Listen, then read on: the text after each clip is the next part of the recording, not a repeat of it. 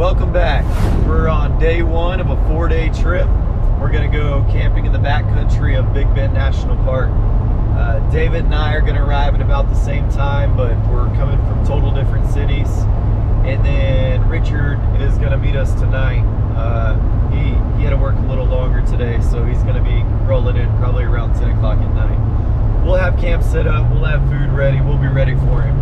We're gonna do some of the touristy things that everybody does when they go to Big Bend. But we're also gonna do a lot of things off the beaten path.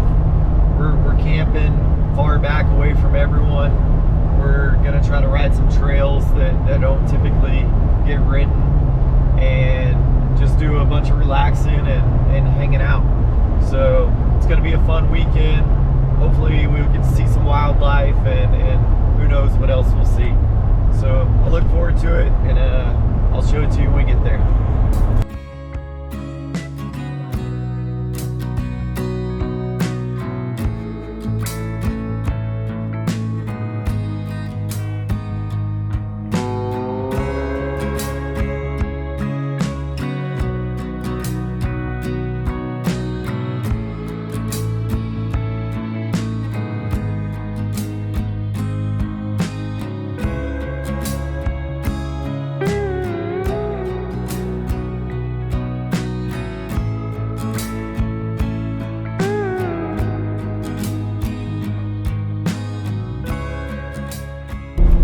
First checkpoint done, went through no problems. It's always interesting going through there. You always know you're not doing anything wrong, but you always wonder if they're gonna say something or stop you. I mean, I literally have a truck full of everything, so it would take them a long time to search if they wanted to. They wouldn't find anything.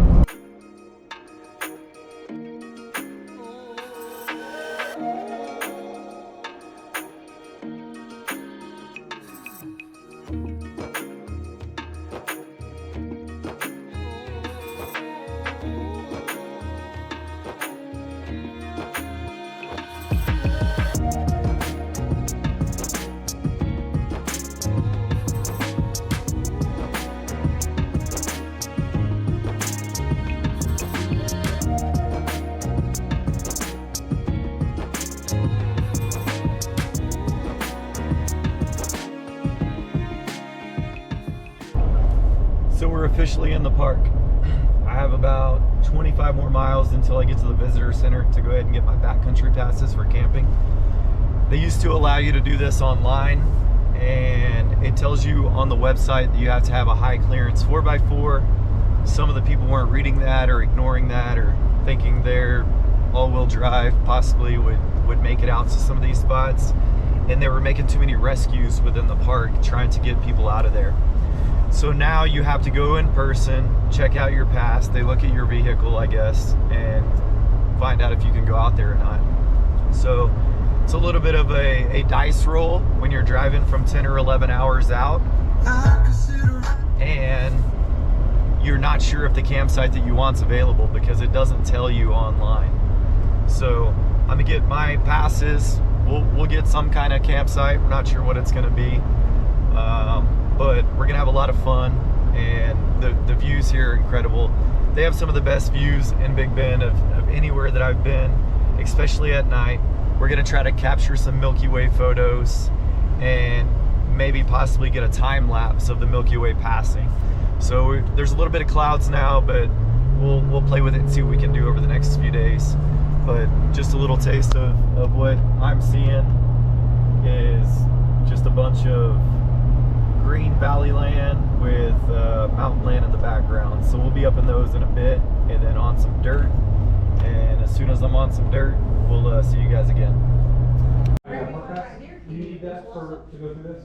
Nope. If you get this, just definitely find it just in case. I was hoping to do better things on the basics, so I'm gonna rip my cup. Alright, yeah, definitely do that. W01 on Sunday. So here, you sound like you've done these before. Oh, yeah, I've been doing the other stuff. I assume so. There's actually one that actually is on here. It has the same thing. Like Indian zone? Right here. Yeah, up on the mesa? Yeah, up on the mesa. Which is in here, is right up by the door, so you can complete that. And get Right there. your Oh, the, yeah. yeah. Can you do that? So. Just go ahead and, that's done. Just definitely be prepared for heat. All right, we're official. Got the campsite that I wanted, so that's a little relief that I didn't drive 11 hours to go get a campsite that wasn't there.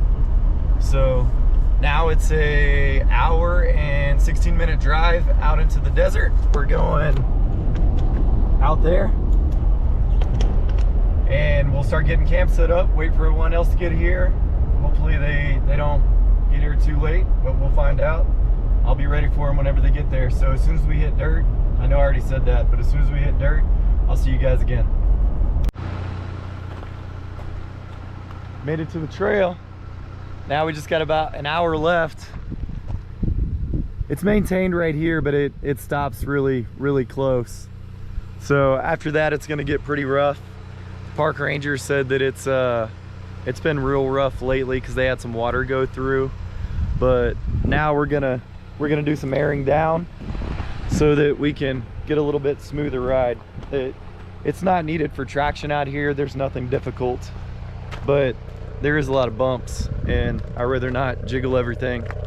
So we'll get on the trail, get air down and get on the trail, and hopefully soon we'll be at the campsite.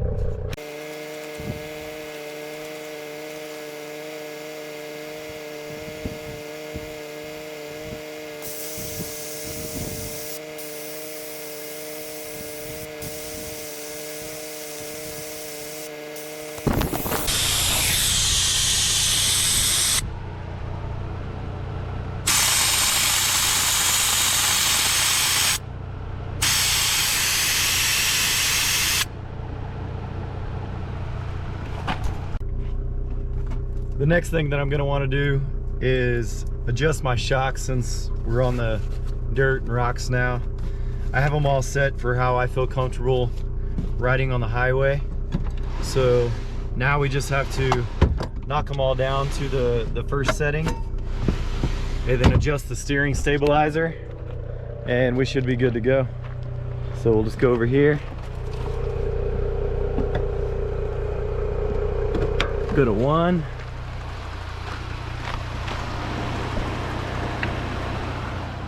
That thing's hot.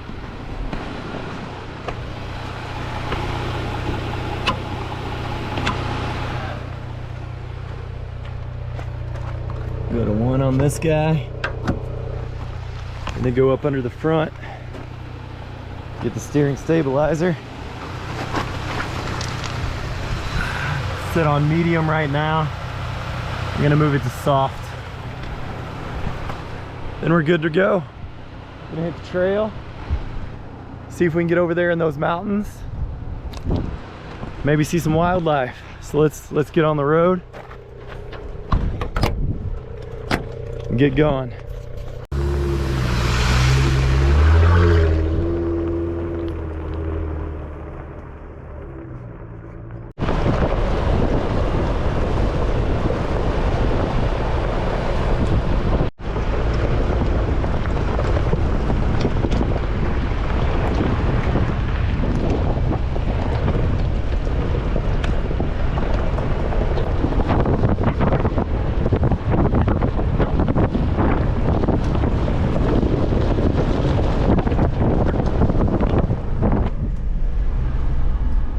Ride's really smooth when you air down.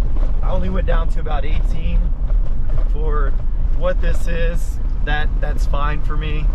The adjustment of the shocks and airing down, I can cruise down this trail with no problem. And it handles fine.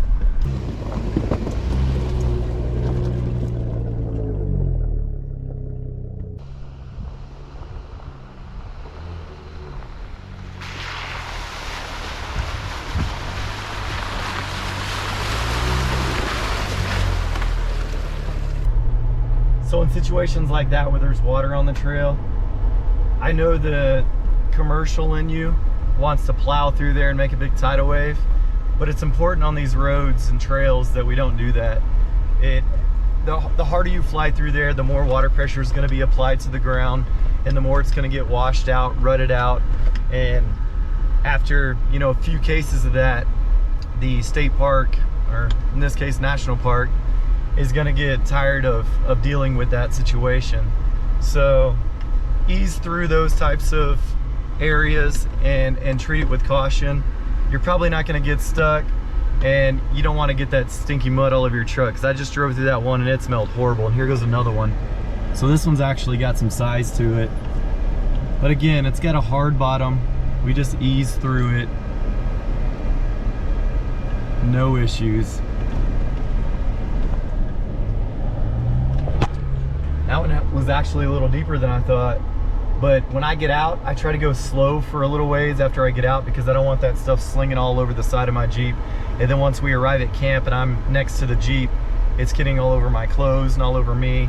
It's not like there's a shower out here in the desert. So just my thoughts on that.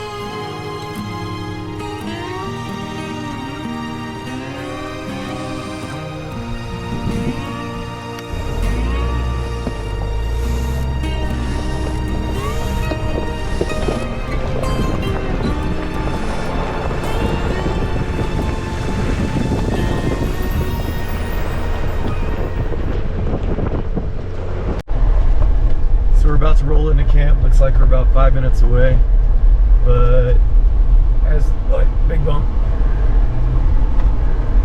There we go. Like I said, we're about 5 minutes away. You can see on the GPS here, we're not going over all these bumps too big. So it looks like it's right up there on that mountain, just up there.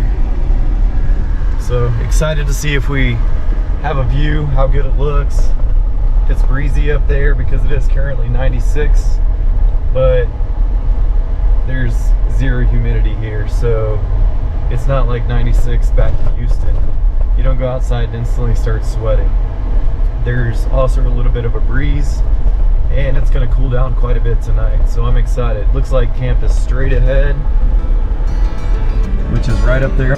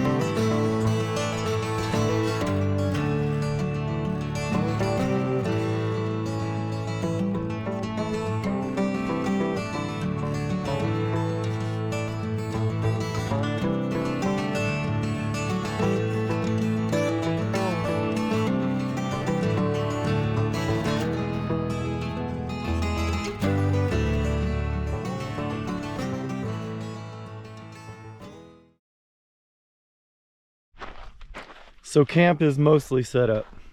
I need to see what the other guys are bringing so I can kind of arrange everything. But so far it's just me. Have my tarp, held by some rocks. Nice little propane fire pit. You do not want to set a ground fire out here. It's very dry. Created a nice area of shade. Gonna be sleeping in there. I'll show you that later after we cook and set up. But check out that view. It's a great setup. Walk around. Solar for charging all the lighting, camera gear, but most importantly, for running a fan at night. All that's powered by my power bank, which is my homemade power station. Those guys there hook me up.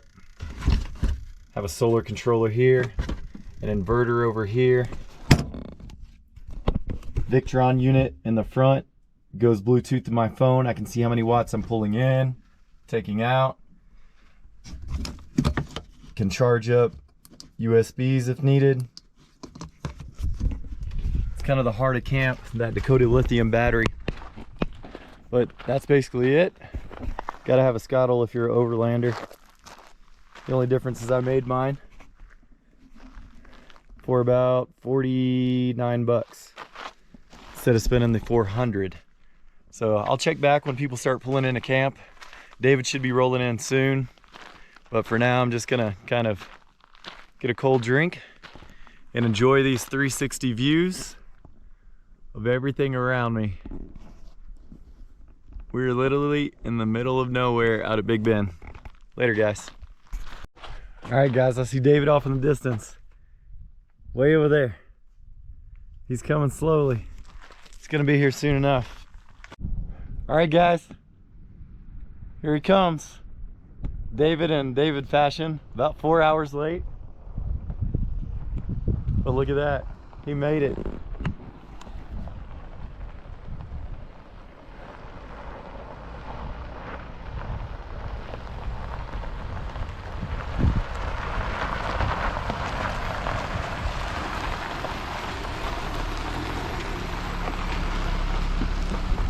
And then there's 2.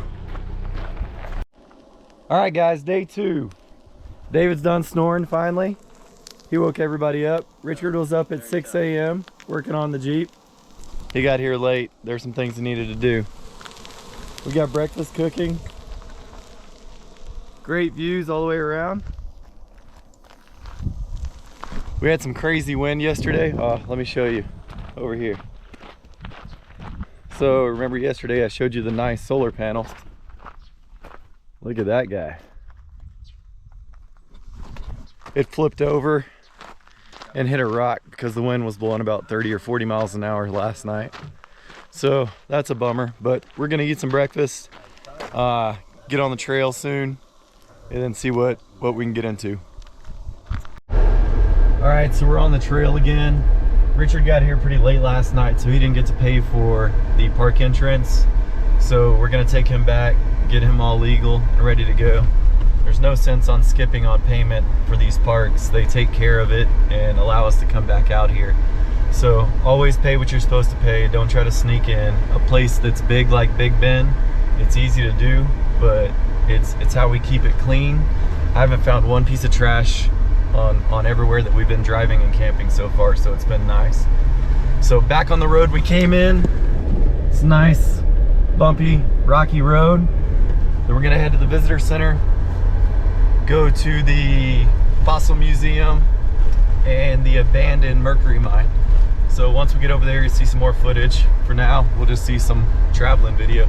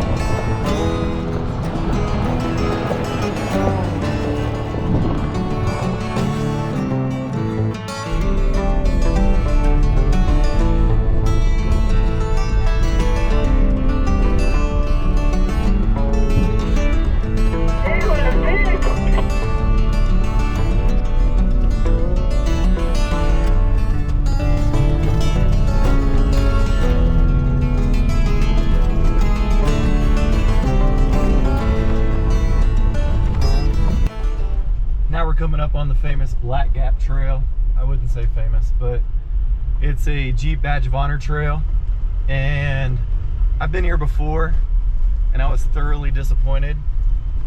I guess at one point, maybe it was difficult, but the one attraction that the trail has with like a little rock face, they've paved it to make it easier years back, I guess, so more people could go down it.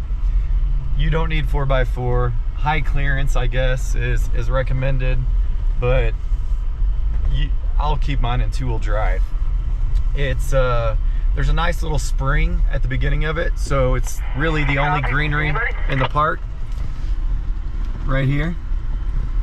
So you get to drive through it a little bit. Hang on. Am I supposed to check in on one of these? On the Jeep? Yeah, hold on. That's everybody trying to check into the trail. I've already gotten it, so not that worried about it. But it's a nice little trail. We're taking it to go down to the Mercury Mine. He's in a hurry. And it's real green down here. It's a nice area. So I'm gonna wait on those guys to check in. But whenever we get over to the obstacle, I'll show it to you guys. If you plan on getting the Jeep badge and that's why you plan this trip, you're probably gonna be pretty disappointed. Get some points. Are you checked in? If you want to have a harder road that's a little more fun, Old Ore Road, which is where our campsite is much more difficult. It's still not very difficult, but there's a lot of rough terrain, and this trail, it seems like the Old Ore Road would be a better Jeep badge trail than this road. I think I'm checked in now. But I'll show you the obstacle once we get over there. Hey everyone, if you're still hanging in there, that means you're enjoying this content. I really appreciate you sticking around. If you want to help my channel grow, it's super simple. Tilt your phone up vertically, hit subscribe, tilt it back. It takes 2 seconds, it means a lot. I'm aiming to hit 1,000 subscribers by October, so every little bit helps. Thanks. Yeah, it took a minute, sorry. I had to think, and then finally. You can hear me, right? Yeah, I got you. Yeah, I'm pretty sure Kenny took off.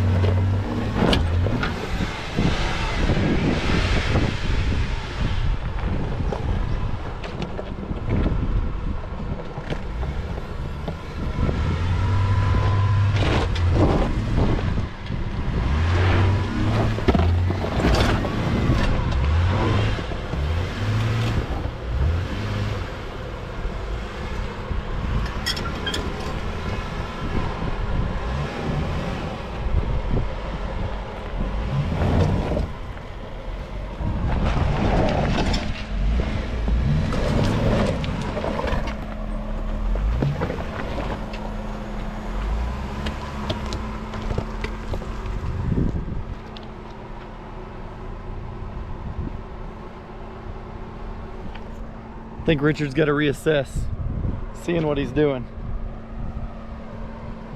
I'm feeling some lockers are probably being turned on, possibly.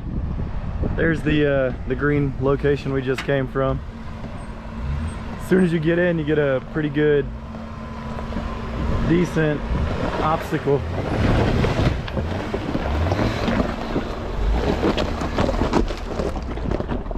Let's see what David's gonna do. David in the stock Jeep. All David has is a bumper and some tires. See if we can guide him in a little bit. There we go. No, he's got it. He must already be locked. drag the belly on the stock Jeep. Good job, David.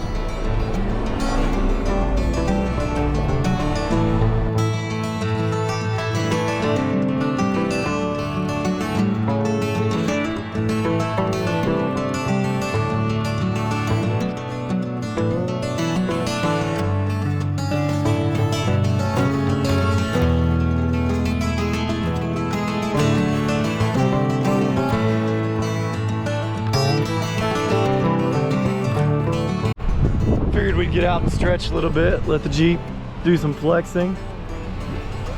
There's not very many obstacles out here, but I gotta flex pretty good. It's tucked in the back.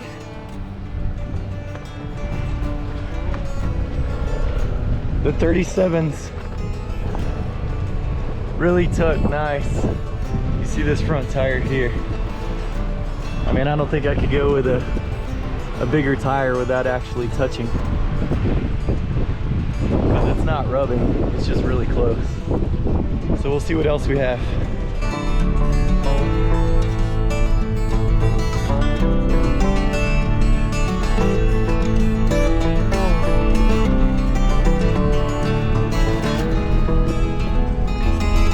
Just driving along and I seen something, I'm not sure what it is. It might be an old grave. Let's go check it out. I see a hole with a bunch of stuff. Yo, it's an old marker from a survey. I thought it was gonna be a grave. The other guys are finally catching up. That dang Wrangler's probably holding them up. David coming. All right, we're getting right to Black Gap. It's right over there. So we'll see the famous little obstacle in just a second.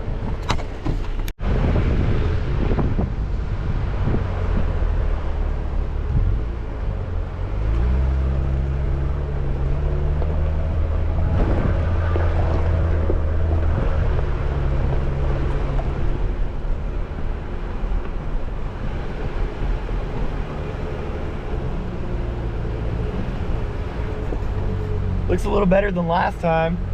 Actually might get to do some climbing. It's pretty steep. Let's go check it out.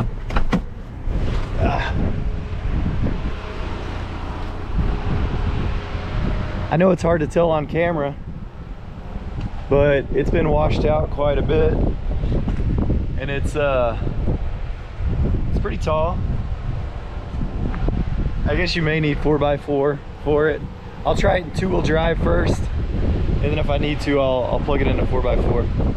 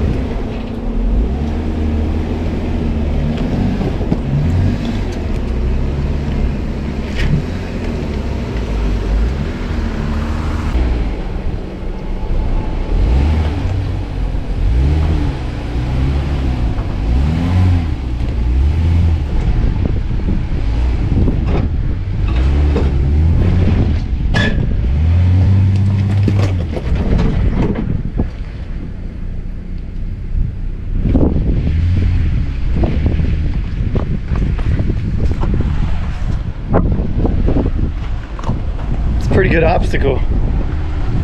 The think the Gladiators did it a little easier. We won't tell Richard, it'll hurt his feelings. Although David is dragging his belly everywhere. That's a good one. Yeah. I think we're gonna be able to get to some low land, get away from all these bumps, and maybe press the skinny pedal a little bit. Move a little bit or what? Once we get down.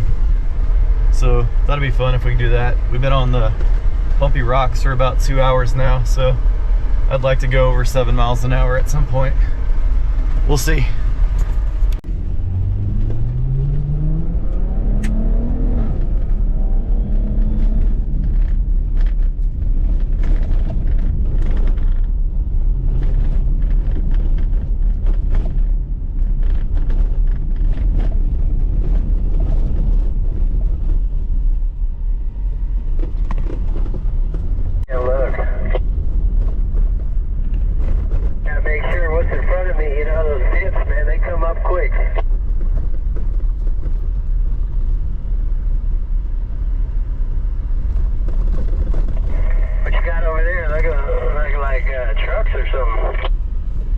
Yeah, I think that's as far. I think that's as far as you can drive where they're at. My son, Casey. Yeah. And I was like, nah, you know, this time it's too hard to cater, you know, sometimes. Yeah.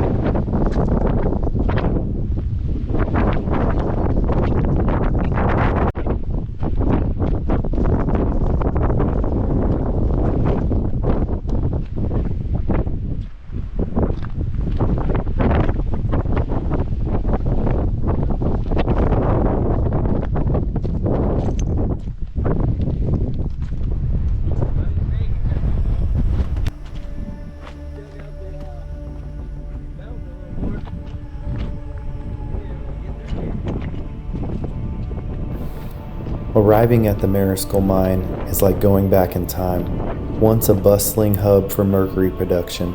Originally named the Lindsay Mine, the site's story begins with a local farmer discovering cinnabar ore in about the year 1900. Mining commenced quickly, but the harsh reality of hauling ore 30 miles by mule proved to be a relentless challenge. The mine cycled through periods of boom and bust throughout its lifespan until ending in 1943, oftentimes relying on Mexican workers that toiled for 10-hour shifts for a measly $1.50 a day. Today, the abandoned Mariscal Mine evokes a powerful sense of hardship and perseverance. An eerie silence hangs heavy in the air, broken only by the imagined echoes of clanging machinery and chisels against rock.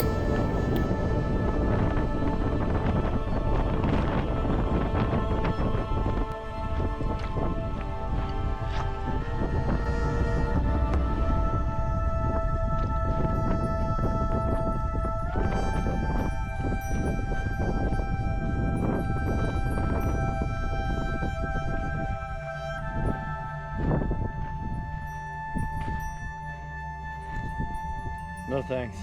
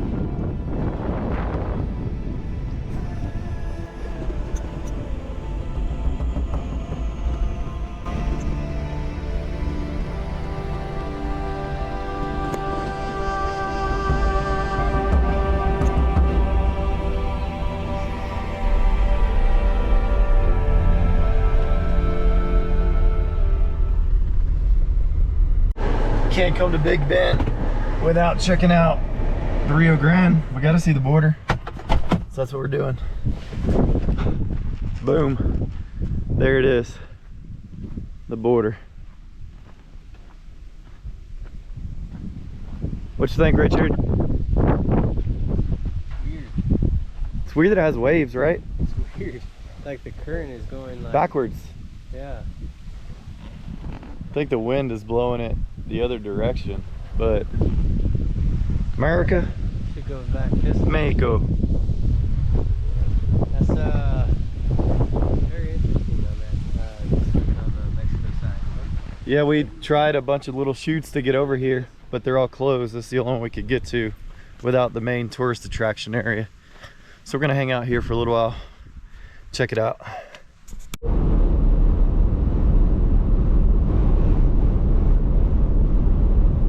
Ready on.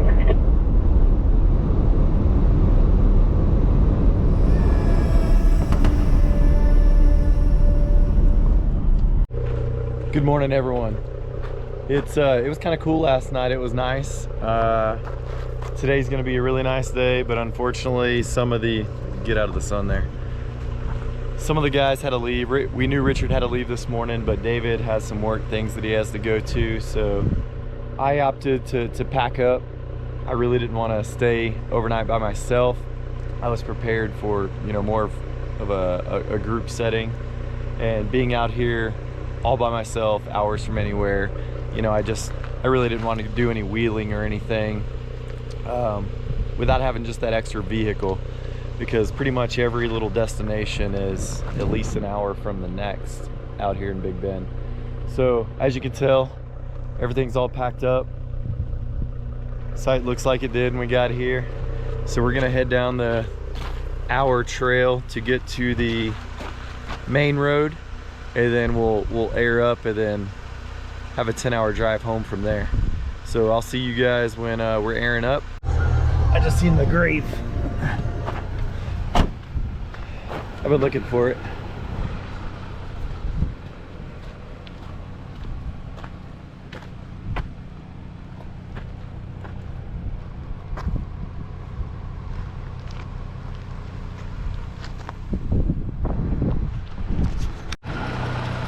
So we made it to the pavement. We're off the dirt. Sun's gonna be bright, but we came back from way over there. Now it's time to air up. Not really sure what I'm gonna do the rest of the day, or maybe stay the night somewhere else. I'll find out. But when I was airing up, I realized I'm not sure if I showed my new setup. I used to have the onboard air. It was great, but this time I really didn't feel like installing it to be permanently mounted in case I needed to move it to the boat, you know, other things. So basically, I got a Pelican box, have the Smitty built unit, put a pressure switch with a just on-off switch, you know, that was mounted in my old vehicle. It then took some thick jumper cables and used the jumper cables. So now basically when I squeeze it, it turns on and then turns off with the pressure switch. So that's basically how I air up, and it works really well for me because I can roll it around. It has a handle that pulls out of it, and if I need the air compressor, then I'll have it, and if I need the back of my truck for something else, then it doesn't have to be in the way. So we'll see what the rest of the day has in store. It's still early, and I'm sure I'll find something to do.